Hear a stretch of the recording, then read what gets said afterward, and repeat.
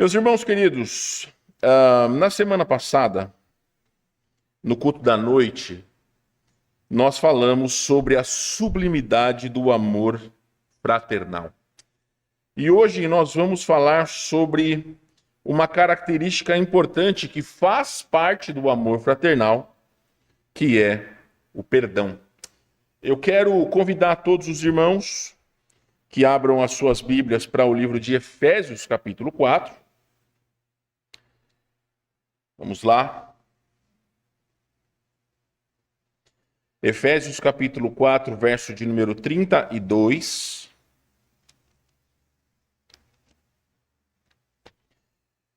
E vamos falar então sobre a sublimidade do perdão. Efésios, capítulo 4, verso de número 32. Eu quero, por gentileza, aqueles que puderem e não se constranja se você não puder, coloquem-se em pé, por gentileza. Repito, não há constrangimento se não puder ficar em pé. Mas vamos ler Efésios 4:32, nós vamos orar e posteriormente leremos mais duas referências que nos darão embasamento àquilo que falaremos essa manhã. Efésios capítulo 4, verso de número 32, a palavra de Deus vai nos dizer: Antes, sede uns para com os outros benignos, compassivos, perdoando-vos uns aos outros, como Deus, ou como também Deus, em Cristo vos perdoou. Oremos então. Amado Senhor, nós agradecemos por esta manhã e mesmo na instabilidade da rede elétrica, podemos exaltar o nome do Senhor com as nossas vozes, com os hinos entoados.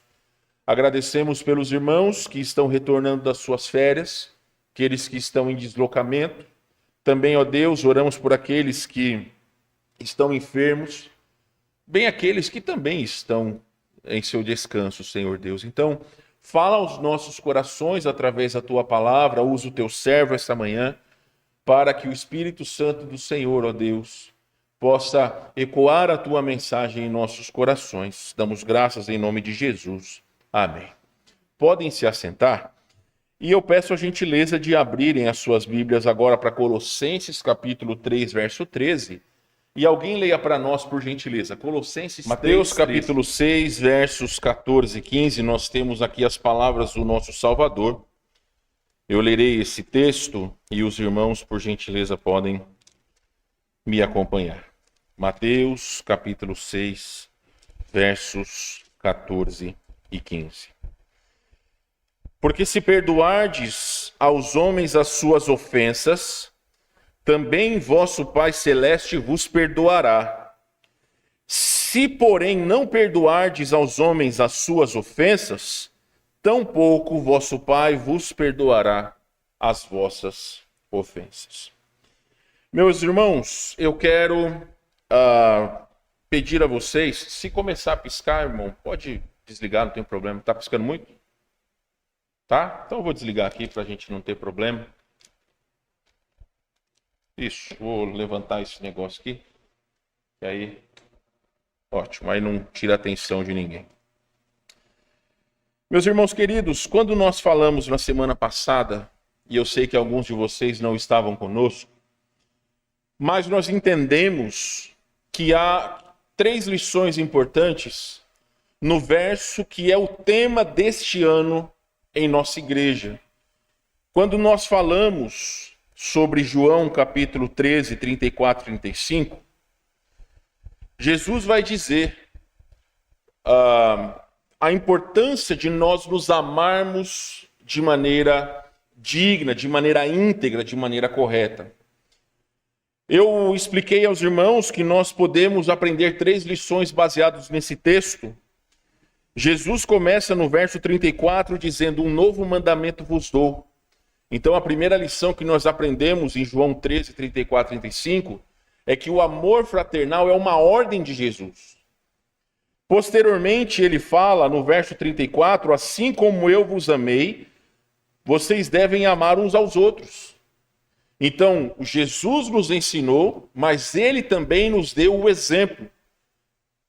E finalmente nós falamos no verso 35 que o amor fraternal, ele demonstra que a nossa fé é autêntica. Jesus fala: nisto conhecerão todos que sois os meus discípulos, se tiverdes amor uns pelos outros. Então essas 3 lições, elas são importantes para nós compreendermos o que é a sublimidade do amor fraternal. Inclusive, a palavra sublimidade, nós temos o significado dela. Segundo o dicionário, sublimidade é a qualidade do que se aproxima do divino, qualidade do que é perfeito, excelente, grandiosidade, excelência ou perfeição. Então, o amor fraternal, segundo Jesus, é algo grandioso e divino, que ecoa nos corações dos cristãos, baseados não em sentimento, mas no amor que Deus tem por nós. E nesta premissa, meus irmãos, eu lhes convido a abrirem agora em Mateus capítulo 5, nós estávamos no capítulo 6, você só vira uma página. Mateus capítulo 5, versos 23 e 24. Nós entendemos aqui, meus irmãos, que Jesus está explicando no Sermão do Monte que a reconciliação com outras pessoas é um pré-requisito para adorar a Deus. Note Mateus capítulo 5, versículo 23 e 24. Se, pois, ao trazeres ao altar a tua oferta, ali te lembrares de que teu irmão tem alguma coisa contra ti, deixa perante o altar a tua oferta, vai primeiro reconciliar-te com o teu irmão, e então, voltando, faze a tua oferta. Entra em acordo sem demora com o teu adversário, enquanto estás com ele ao caminho, para que o adversário não te entregue ao juiz, o juiz ao oficial de justiça, e serás recolhido em prisão. Aqui Jesus está ensinando sobre a importância da reconciliação. Eu citei, meus irmãos, ao final da meditação na semana passada, que o Francis Schaeffer, que é um grande teólogo do século passado, ele listou 2 maneiras de como os cristãos podem manifestar amor uns pelos outros. Primeiro, está disposto a perdoar quem nos ofendeu. E, em segundo lugar, pedir perdão àqueles a quem nós ofendemos. A própria palavra de Deus e o próprio João, na sua primeira carta, ele vai dizer da importância de nós amarmos de fato e de verdade e não por palavras. Ou seja, o amor ele deve ser baseado em atitudes e não em palavras. As nossas palavras, por vezes, elas não vêm acompanhado de verdade. Elas muitas vezes são ditas apenas para agradar as pessoas que estão à nossa volta. E eu exemplifiquei na semana passada que é uma questão particular minha, que se porventura eu vou visitar um dos irmãos e me oferecem algo que eu não gosto, eu simplesmente não como. Eu falo a verdade, eu prefiro ser verdadeiro do que simplesmente pegar e como eu já fiz no passado. Tinha uma senhora que não está mais entre nós, ela tinha prazer de servir ambrosia para mim e para minha esposa. E eu detesto ambrosia. Só que ela achava que eu gostava. E ela me servia uma baita de uma tigela de ambrosia. E aí quando ela virava as costas, o que eu fazia? Eu trocava com a minha esposa. Ela já tinha comido quase tudo dela. E aí eu trocava com ela. E quando ela chegava, parecia que eu já tinha comido tudo. Aí você fala assim: nossa, pastor, seu mentiroso. Eu não falava que tinha comido. Ela me perguntou: o senhor comeu? Ela não perguntava se eu comia. Então aquele resto que tinha eu engolia. Graças a Deus que ela nunca me perguntou se estava gostoso. Mas, meus irmãos, essa é uma atitude, um exemplo de como nós não devemos agir uns com os outros. Porque quando nós falamos sobre ter um relacionamento verdadeiro, um relacionamento genuíno, você espera que a pessoa que está se relacionando com você, ela tenha integridade ao relacionar-se contigo. Que ela seja verdadeira, que ela seja genuína. E quando Jesus nos ensina da importância de nós nos amarmos de maneira fraternal, precisamos entender que, primeiro, amar aqueles que nos fazem bem é fácil. É óbvio. Todos aqueles que nos tratam bem, nós temos prazer de alguma forma, agir de maneira recíproca. Porém, o padrão divino é um padrão mais alto. O padrão divino nos ensina que a melhor forma de demonstrarmos amor uns pelos outros é nos perdoando mutuamente. Nós aqui estamos num relacionamento, alguns já estão aqui há mais de 20 anos, outros estão há 1 ano ou um pouco mais. Esse tempo que nós estamos aqui, é fato que alguma vez algo vai chatear os nossos corações. Seja uma atitude, seja uma palavra, seja algo que às vezes nós não gostamos, porque nós somos pessoas. Pessoas têm personalidades diferentes. Às vezes nós acordamos, segundo o linguajar secular, às vezes a gente acorda com o pé esquerdo. Às vezes você acorda, você não quer dar bom dia para ninguém. Às vezes você acorda querendo dar bom dia até para os pássaros. Então personalidades são diferentes. Às vezes chega na igreja aquela pessoa que gosta de cumprimentar a todos, e às vezes chega na igreja aquela pessoa que não gosta de cumprimentar ninguém. E aí você vai fazer o seguinte: tal pessoa não gosta de me cumprimentar ou não gosta de falar comigo, então eu devolverei na mesma moeda. Ó, que maravilha! Ó, que cristianismo correto, só que não. O padrão que nós temos, segundo Deus, é algo que vai além daquilo que motiva, ou pelo menos aquilo que nos faz sentir, ou o sentimento que nós temos pelos outros. E não só pelos irmãos em Cristo, mas também pelas pessoas que estão dentro das nossas casas. Das pessoas que convivem conosco no trabalho, na escola, enfim. É um padrão muito além. Então, quando nós falamos sobre a sublimidade do perdão, a Bíblia ensina que devemos perdoar como Deus perdoa. Quem disse isso? Quem disse isso, gente? Vai para Mateus 6 novamente. Quem que está falando ali, versículo 14 e 15? De quem são essas palavras? Jesus. O que ele está ensinando aqui? Ele está ensinando a oração do Pai Nosso. Então ele fala aqui no verso 14 e 15 novamente. Vamos começar ali no versículo de número 9. Portanto, vós orareis assim. Pausa. Meus irmãos, a oração do Pai Nosso, ela é um exemplo. Ela não deve ser repetida como uma reza. Certo? Então Jesus está nos ensinando: Pai nosso que estás nos céus, santificado seja o teu nome, venha o teu reino, faça-se a tua vontade assim na terra como no céu. O pão nosso de cada dia dá-nos hoje. Perdoa-nos as nossas dívidas, assim como nós... O que está escrito na sua Bíblia aí? Então, perdoa as nossas dívidas, assim como nós temos perdoado aos nossos devedores.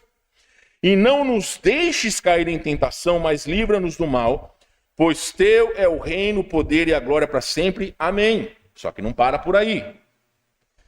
Porque se, novamente, uma condição, perdoardes aos homens as suas ofensas, também vosso Pai Celeste vos perdoará. Se, novamente uma condição, porém não perdoardes aos homens as suas ofensas, tampouco vosso Pai vos perdoará as suas ofensas. Então notem como o perdão, ele é algo que define a maneira com que nós somos perdoados por Deus. Existe algo que é importante dar significado. O que é o verdadeiro perdão? Algumas palavras definem, ou algumas pessoas definem o perdão como deixar passar. Só que, biblicamente, isso não é correto. Porque quando você deixa passar uma ofensa, logo você pode relembrar-se dela. Logo ela pode voltar à sua mente. Então a palavra que melhor define o que é perdoar é restauração. O que fala 1 João 9? Quem sabe de cor? 1 João 1,9. Se você não sabe, abre lá, gente. Vamos lá, 1 João 9.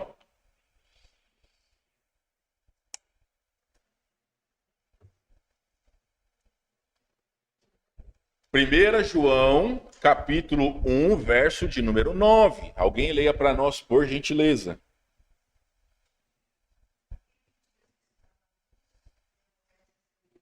1,9, irmã Jussara. 1,9. 1 João 1,9.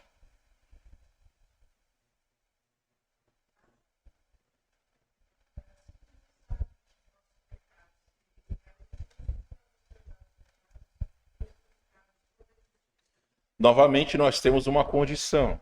Se confessarmos os nossos pecados, Ele é fiel e justo para nos perdoar os pecados e nos purificar de toda injustiça. Então aqui nós temos o que é o perdão de Deus. É um perdão restaurador. Nós estávamos longe da comunhão com Deus e quando nós confessamos os nossos pecados, Ele é fiel e justo para perdoar os pecados e purificar de toda justiça. Então, aquele que estava em pecado retorna à comunhão com Deus, ou seja, a sua comunhão foi restaurada. Então, meus irmãos, perdoar significa dar às pessoas uma segunda chance, assim como Deus nos dá uma segunda chance quando nós cometemos um erro. Segunda chance não é bom, gente? É claro que é bom.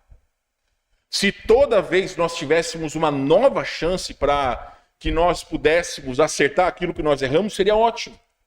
Na questão de Deus, sempre nós temos uma nova chance para restaurar a nossa comunhão.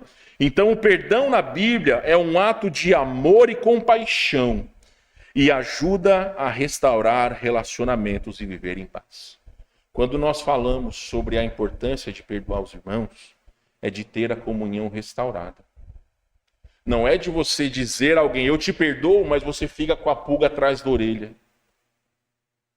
Não é como eu ouvi recentemente, olha, pastor, eu perdoei tal pessoa, mas eu não confio nela. Isso não é perdão. Talvez na sua mente pode ser, mas biblicamente não é. Porque quando nós restauramos a nossa comunhão, é uma restauração completa. Pastor, você não sabe pelo que eu estou passando. Eu realmente não sei. Mas o que a Bíblia nos diz é que o padrão de Deus ele é acima do nosso padrão. Quem vai executar a justiça e o juízo é Deus. O que nós devemos fazer é ter uma atitude diferente com aqueles que nos ofenderam.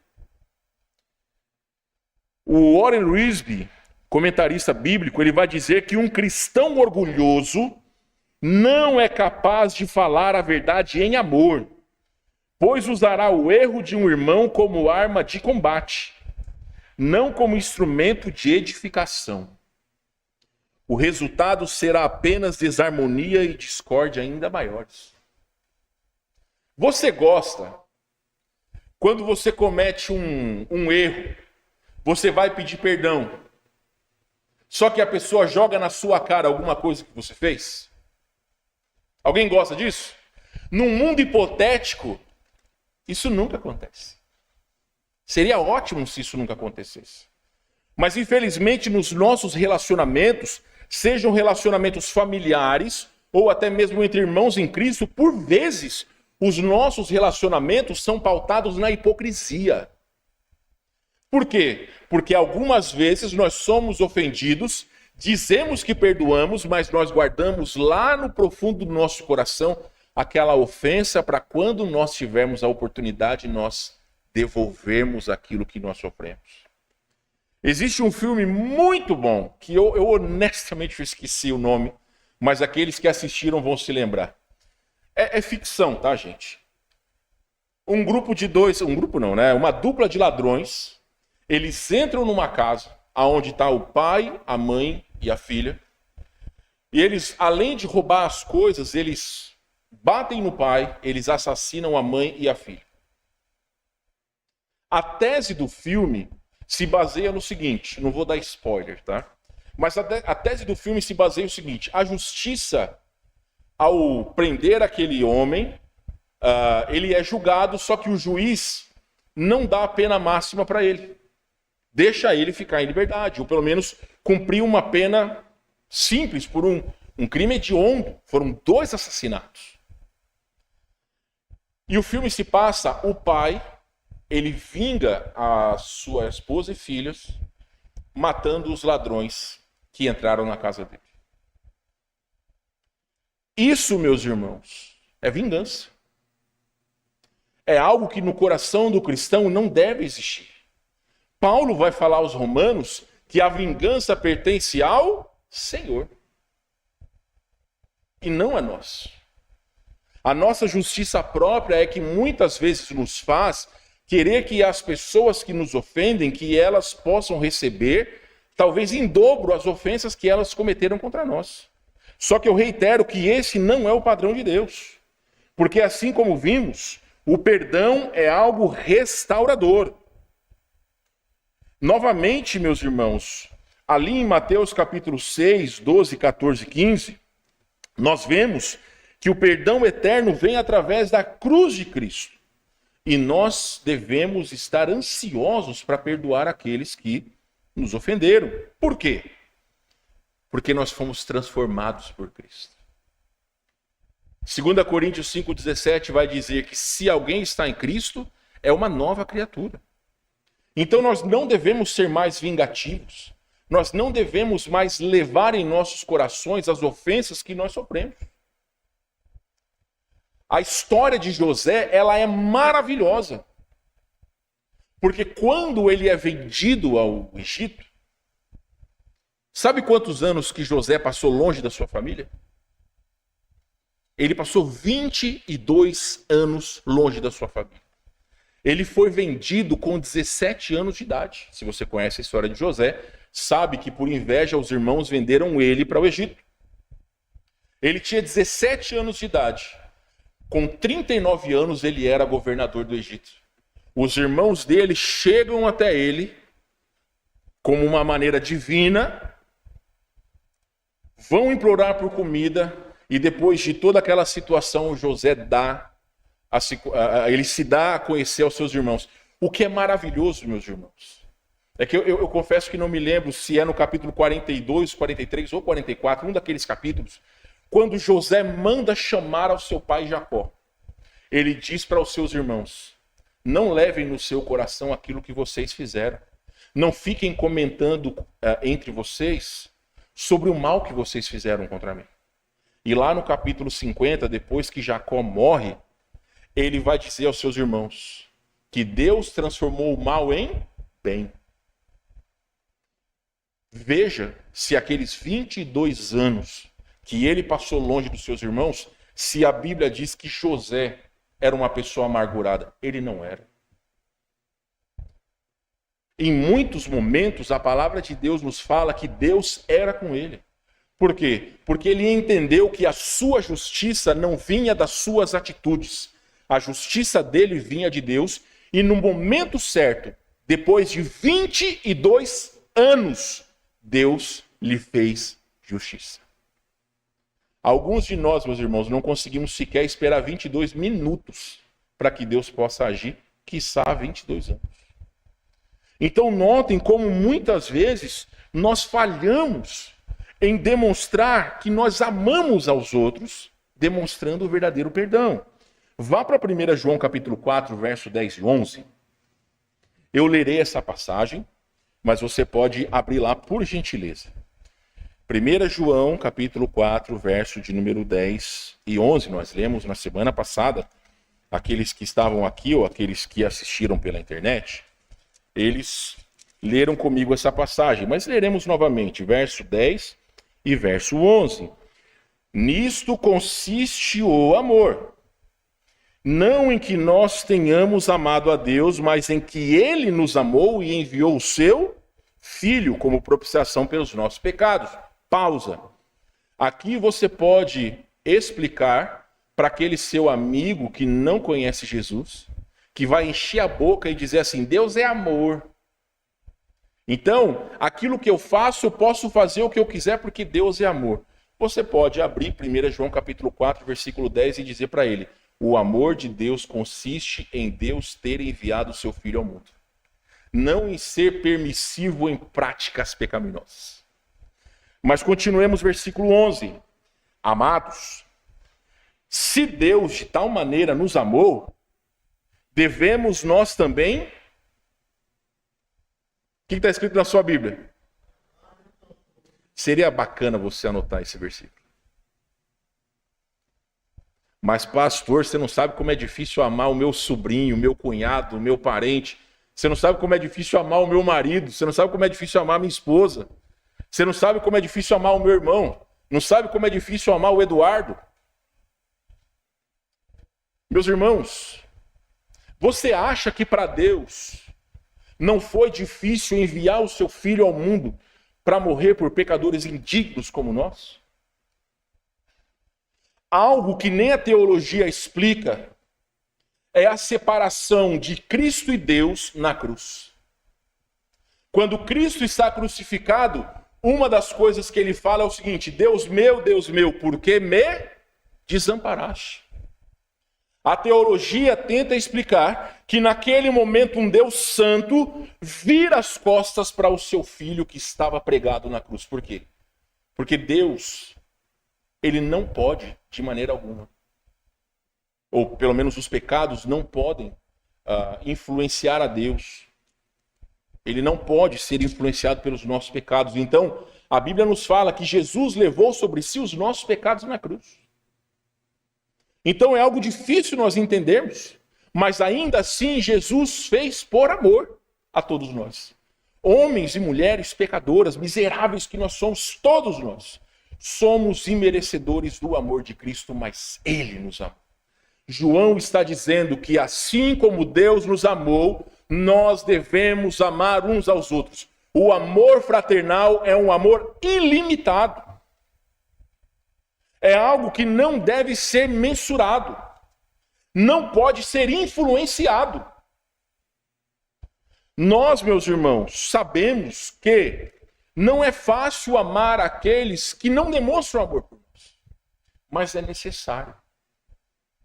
Porque a Bíblia nos ensina. O Hernandes Dias Lopes, ele disse o seguinte, o perdão é um ato de misericórdia e não uma reivindicação de justiça. É tratar o próximo como Deus nos trata. É perdoar como Deus nos perdoa. Então ninguém perdoa porque você quer ser justo diante de Deus. Nós perdoamos porque nós fomos perdoados por Deus.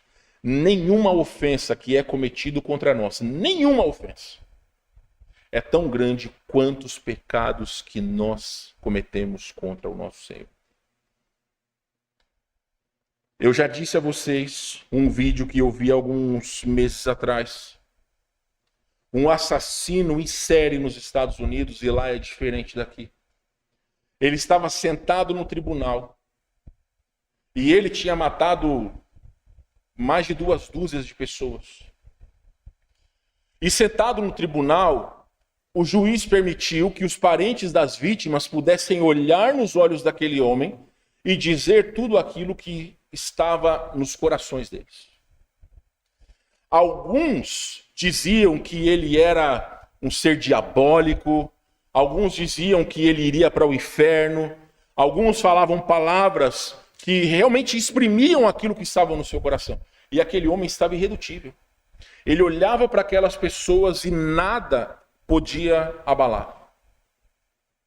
Até o momento que chegou o pai de uma das vítimas e disse para ele: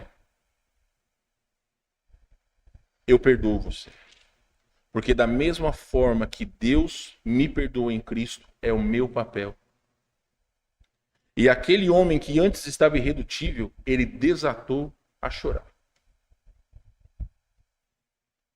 Eu vou dizer para vocês, meus irmãos, que Deus nunca permita que nenhum de nós passemos por alguma questão ou por algo que chegue perto disso. Mas quantos de nós poderíamos chegar ao assassino dos nossos filhos e dizer, eu te perdoo? Não é algo fácil, meus irmãos, mas aquela pessoa que chegou lá e exerceu o perdão, ela não fez porque ela era boa. Ela fez porque o agir de Deus estava sobre o seu coração. Se nós não temos facilidade em perdoar, como existem muitas pessoas que não têm facilidade em perdoar, é porque é uma vida espiritual fraca.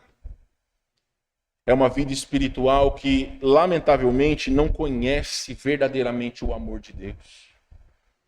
Porque não há limite para o perdão de Deus.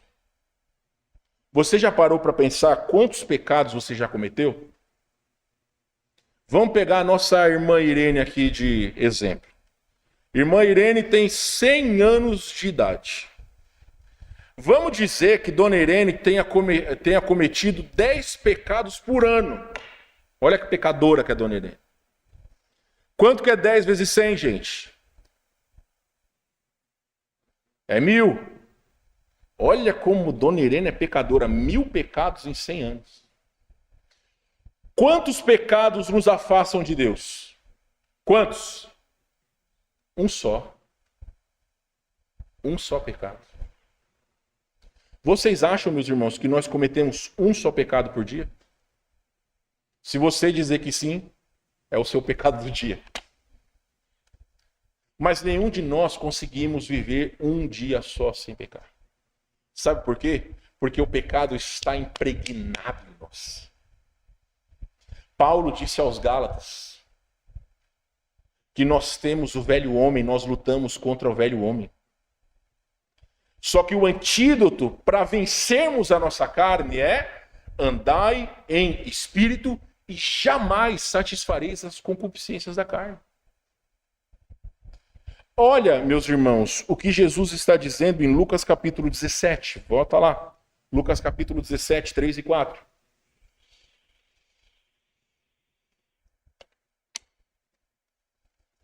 Lucas, Evangelho de Lucas, capítulo 17.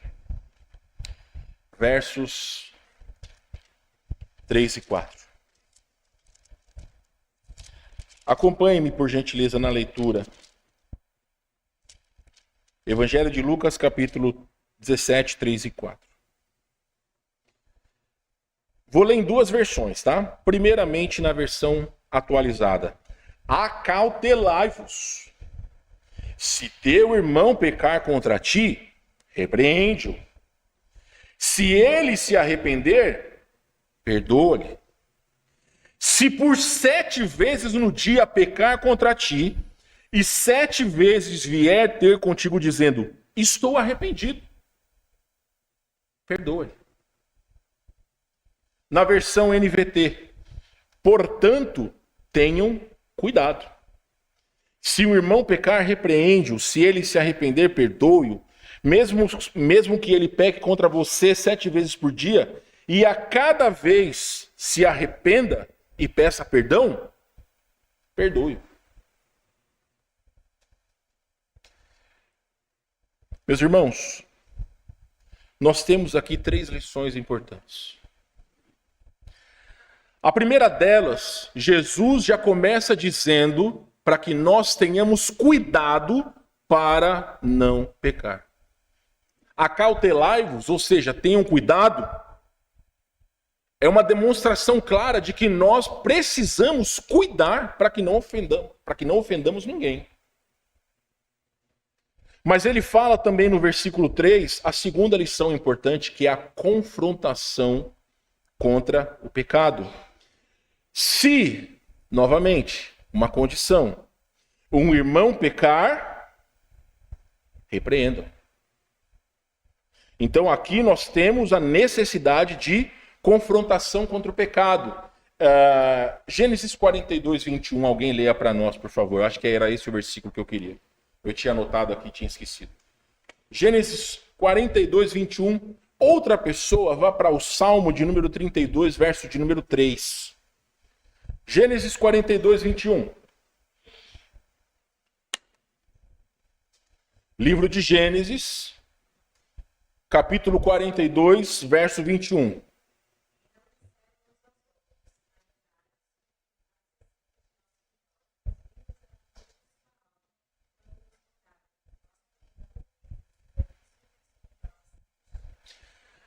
Aqui quem está falando são os irmãos de José.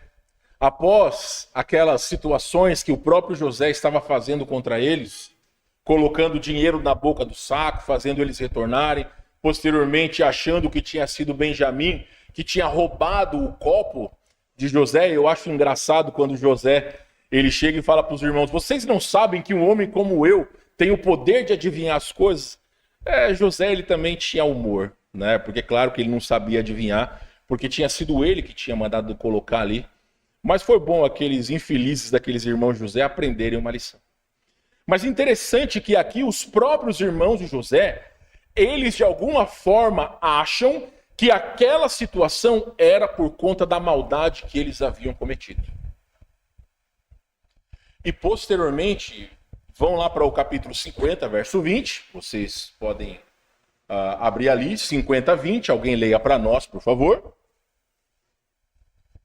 Assim como eu havia citado, Jacó, / Israel, já tinha morrido. Olha o que José diz.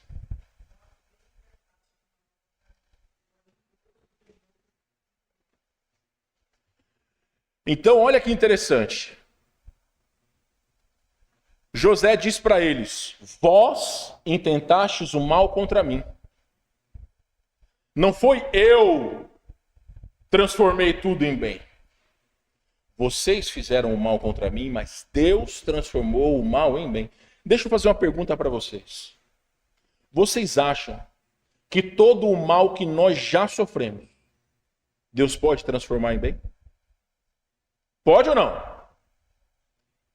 Agora pense o seguinte: se a ofensa que alguém, seja o irmão em Cristo ou não, cometeu contra você, pode ser algo recente, Deus pode transformar esse mal em bem? Sim ou não? Vocês têm dúvida disso, meus irmãos? Alguém duvida disso? Deus pode transformar o mal em bem na hora que Ele quiser. O que nós precisamos entender é a lição que Paulo ensina aos romanos, que tudo aquilo que nos ocorre tem a mão providencial de Deus, para que Ele possa, de alguma forma, fazer aquilo que Ele desejar. Não é isso que ele diz aos Romanos, capítulo 8, verso 28? Sabemos que todas as coisas cooperam para o bem daqueles que amam a Deus, inclusive as ofensas que nós sofremos. Se são todas as coisas, ora bolas. Nós não deveríamos, mas algumas vezes nós somos ofendidos dentro da igreja. Uma vez o meu pastor querido, pastor Will, lá na nossa igreja, ele fez algo que para algumas pessoas foi algo assim vexatório. Ele estava fazendo uma campanha na igreja, era uma igreja nova na época, para que pessoas pudessem vir. Então o prêmio era uma Bíblia para quem trouxesse mais visitantes. E aí tinha uma irmã que estava se destacando em trazer pessoas. E aí o pastor falou uma piadinha de púlpito, que aquela irmã se ofendeu. Ele disse assim: ô irmã fulana, tá catando gente na rua e trazendo para a igreja. Quem conhece ele sabe que ele não fez isso por mal. Só que aquela irmã tomou essa ofensa para si e saiu da igreja. Vocês sabiam que às vezes a gente fala besteira? Sabiam disso? Às vezes a gente fala besteira. Algumas vezes a gente tem o dom de falar besteira. As mulheres, né, as esposas que o digam. Algumas vezes, meus irmãos, nós somos insensatos, sim. Algumas vezes nós conseguimos ofender aos outros simplesmente por uma atitude que naquele momento nós não queríamos, mas agimos. por impulso. Como eu lhes disse, às vezes nós simplesmente acordamos num dia ruim, parece que dá tudo errado, e nós ofendemos outras pessoas. E aí, por vezes, o irmão ou a pessoa guarda aquele rancor no seu coração e acompanha para o resto da sua vida. É como se fosse uma mala nas suas costas com peso. A pessoa, por vezes, ela vai dizer assim, eu perdoei tal pessoa. Será mesmo? Se o perdão é algo restaurador, a pessoa que diz que perdoa, mas não quer ter comunhão, não é bíblico. Não está certo.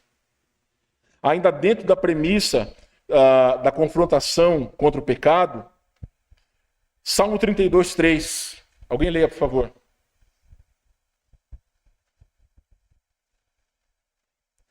Quem achou pode ler.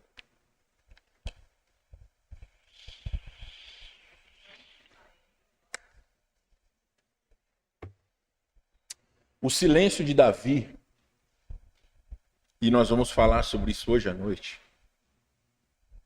Davi ficou 9 meses entre o pecado com Batseba e quando fora descoberto o seu pecado. 9 meses. Ele esteve longe de Deus. 9 meses.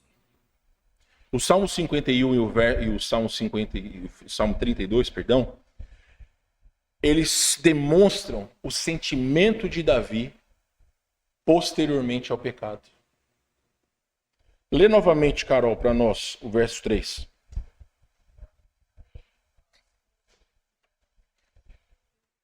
Vocês entenderam, meus irmãos? Enquanto Davi calou os seus pecados, ele sentia no seu corpo a sua distância de Deus. E isso ao cristão, ao filho de Deus, é como se tirasse do popai o seu espinafre. É como se tirasse de nós as nossas forças diárias. A comunhão com Deus para o cristão é o que faz ser firme e forte. Olha, eu não entendo de plantas. Zero, nada.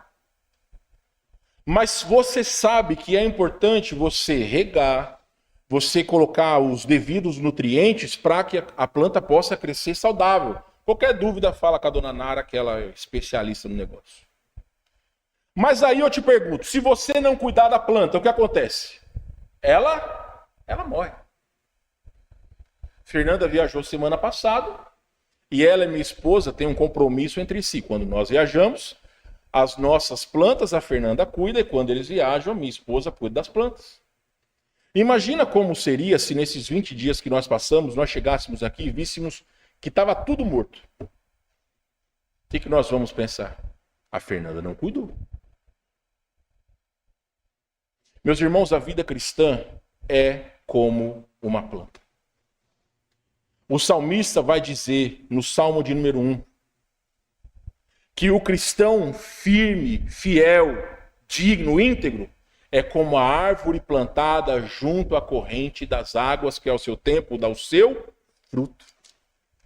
Você não vê num rio limpo e saudável árvores fracas. Você não vê ao lado dos rios árvores fracas. Você vê árvores fortes. Tal é o cristão que tem a sua vida espiritual firme em Deus. Então, volte lá para Lucas capítulo 17. Então nós já vimos, Jesus disse, portanto tenham cuidado, ou seja, cuidem para não pecar. Se um irmão pecar, repreende-o. Então, a confrontação contra o pecado. Mas também Jesus disse, em terceiro lugar, se ele se arrepender, quem está escrito na sua Bíblia? Se o irmão se arrepender, faz o quê? Perdoe-o. Qual é o tempo verbal dessa palavra?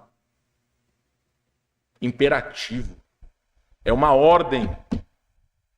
Aí você vai dizer assim, pastor, mas como é que eu vou saber se a pessoa se arrependeu de verdade? Você não vai. Às vezes, no mundo ideal, o arrependimento assim como eu já expliquei, é uma mudança de atitude. Você vai ver que a pessoa procurará mudar a sua atitude. Mas não está em nós julgar a atitude do coração dos outros. Talvez você já passou por isso dentro da sua casa. Você pede perdão e fala assim, mas você não está pedindo perdão de verdade. Você já ouviu isso de alguém? Como que a pessoa sabe se você está pedindo perdão de verdade ou não? Meus irmãos, a ordem de Jesus é que se houver arrependimento, deve haver perdão. Eu disse que eram 3, mas são 4 lições. O perdão, ele deve ser genuíno. Ou seja, se ele arrepender-se, perdoe-o. Jesus fala, mesmo que ele peque contra você 7 vezes por dia, e cada vez se arrependa e peça perdão, perdoe-o. Então o perdão deve ser genuíno, o perdão deve ser ilimitado e o perdão deve ser restaurador. Se ele se arrepender, peça perdão. Novamente, Efésios 4:32, em vez disso, sejam bondosos e tenham compaixão uns dos outros, perdoando-se como Deus em Cristo vos perdoou. Novamente, Colossenses 3:13, sejam compreensivos uns com os outros e perdoem quem os ofender. Lembrem-se de que o Senhor os perdoou do modo que vocês também devem perdoar. Ou de modo que vocês também devem perdoar. Então entendam uma coisa, meus irmãos, de uma vez por todas. O perdão não é baseado em achismos. O perdão é baseado no amor de Deus. Independente da ofensa, independente de quantas vezes forem, independente de quem for, se houver arrependimento, se houver interesse da parte ofensora, deve haver o perdão. Porém, se a pessoa não pedir perdão a você, perdoe do seu coração. Mesmo que aquele que te ofenda não peça perdão a você, perdoe em seu coração. Porque o perdão, meus irmãos, vai tirar um peso dos nossos corações. Então eu quero dizer a todos vocês, a melhor maneira de nós demonstrarmos amor uns pelos outros é demonstrando perdão. Seja pelos parentes em casa, seja pelos parentes da família, seja por aqueles que vivem nos dias cotidianos, sejam os nossos irmãos em Cristo. Eu já falei de púlpito alguns meses e anos atrás. Se nesse tempo todo que você está na igreja, eu, como seu pastor, nunca te ofendi, fica tranquilo que esse dia vai chegar. Eu não estou dizendo, e isso daqui não é um vale brinde para que eu possa pecar contra você, não é isso. Mas isso faz parte. Nós somos humanos. Alguma vez nós vamos falar algo ou vamos ter uma atitude que vai desagradar alguém. Biblicamente, nós devemos exercer o perdão uns aos outros. Então, a maneira de nós nos amarmos não é ficar dando beijinho no rosto um do outro. É demonstrando perdão. É perdoando que nós vamos chegar ao padrão que Deus quer que nós tenhamos uns com os outros. Então, essa é a maneira que Deus nos ensinou. O perdão é algo genuíno, ilimitado e restaurador. Quero convidá-los a baixarem suas cabeças, fecharem os seus olhos.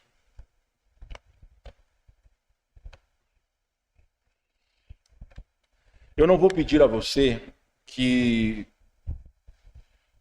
possa fazer qualquer gesto, nem levantar sua mão, nem sair do seu lugar. Sequer vou pedir para que você possa demonstrar de alguma forma o que eu vou lhe perguntar. Mas você conhece o seu coração. Eu não conheço o que há dentro do seu coração, dentro do seu íntimo. Mas você, meu irmão, você, minha irmã, sabe. Eu quero que você reflita sobre todas as pessoas que estão à sua volta. Primeiramente, aqueles que moram junto com você. A minha pergunta é, de alguma maneira, você tem ofendido a essas pessoas com as suas atitudes? Ou você tem sido ofendido com a atitude desses que moram com você? Existem os passos bíblicos. Jesus disse em Mateus 18, se o teu irmão pecar contra ti, vai entre ti e ele só. A maneira bíblica é conversar. Se é com alguém da sua família que talvez não tem Cristo, a melhor maneira de fazer não é confrontar, porque infelizmente tal pessoa não vai compreender, mas é no seu coração você entender que essa pessoa não tem Cristo. Ela está agindo segundo a sua natureza pecaminosa, então perdoe. Agora, se é contra um irmão em Cristo, se é contra alguém, o que quer que seja, por favor, meu irmão, não espera que esse dia termine para que você possa fazer a vontade de Deus. Nunca é demais chamar o irmão em Cristo e dizer: meu irmão, algo que fizeste contra mim me ofendeu. E se alguém chegar e dizer isso para você, peça perdão. O modelo bíblico não é justificar-se, mas independente do que o outro de alguma forma se ofendeu, nós precisamos pedir perdão. Eu quero pedir a vocês que, se de alguma maneira eu o ofendi, converse comigo. Se há alguém aqui essa manhã que lhe ofendeu, conversa com esse irmão. A maneira bíblica não é você não repreender, não é você guardar, não. Lembre-se que o perdão é algo restaurador. Então faça um propósito no seu coração. Viva sem reservas. Ame assim como nós fomos amados por Deus. Lembre-se que o amor fraternal é um resultado do amor de Deus em nossas vidas. Então não saia daqui essa manhã. Não saia daqui hoje com o coração pesado, temeroso, sem integridade, sem retidão de caráter, por não ter pedido perdão. Confesse seus pecados, perdoe, que nós possamos ter relacionamentos baseados na verdade, na honestidade uns com os outros. Senhor, perdoe-nos, porque por vezes nós temos agido de maneira hipócrita. Nós não temos sido justos e fiéis uns com os outros. Por vezes os nossos relacionamentos são pautados nas mentiras, porque os nossos corações muitas vezes estão magoados, machucados, e nós estamos agindo ou procurando agir de uma maneira correta com os outros que nos ofenderam, quando na verdade nós estamos machucados. Ajuda-nos a ter integridade, Senhor.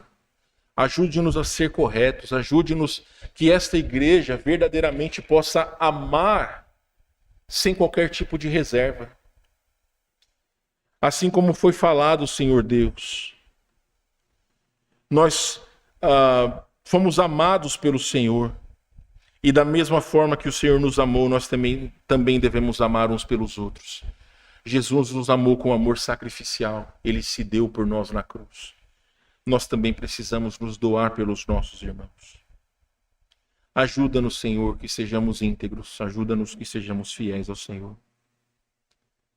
Fala ao coração do teu povo. É o que nós lhe pedimos em nome de Jesus. Amém.